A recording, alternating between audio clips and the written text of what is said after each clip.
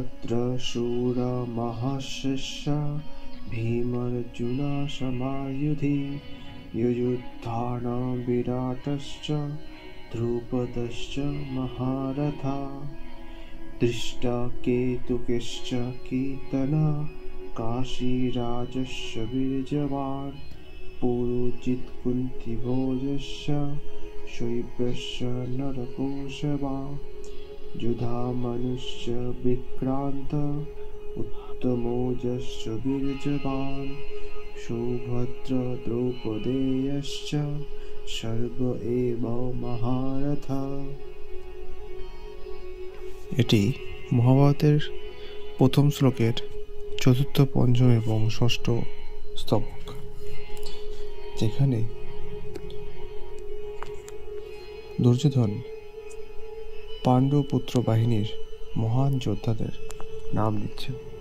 তার মতে যখনই যুদ্ধ হয় তখন আপনার সামনে দাঁড়িয়ে থাকা সৈন্যবাহিনী ওই সেনানীদের একবার ঝালিয়ে নেওয়া দরকার।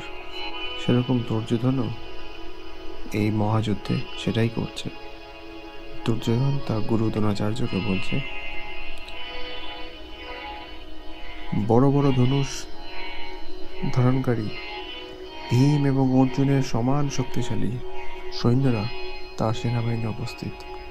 ওই পাণ্ডব সৈন্যদের মধ্যে মহাধনুর্ধর ভীমার্জুন এবং তৎসমকক্ষ যোদ্ধাগণও আছেন, তথা সাত্যকী, বিরাট রাজ, মহারথ দ্রুপদ, ধৃষ্টকেতু,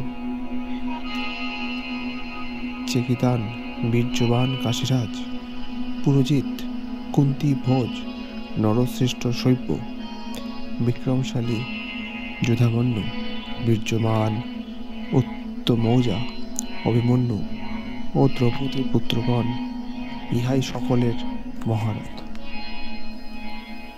অর্থাৎ এখান থেকে বোঝাই যাচ্ছে যে কুরুক্ষেত্রে যুদ্ধে অংশগ্রহণকারী পাণ্ডবদের পক্ষ হয়ে যারা যুদ্ধ অংশ নিয়েছেন কিছু গুরুত্বপূর্ণ বীর যোদ্ধাদের নাম এখানে উল্লেখ করা হয়েছে।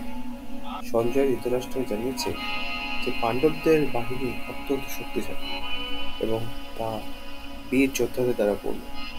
এসব যোদ্ধারা এক একজন বিশাল দক্ষ এবং সাহসের অধিকারী এবং তারা যুদ্ধে অদম্য।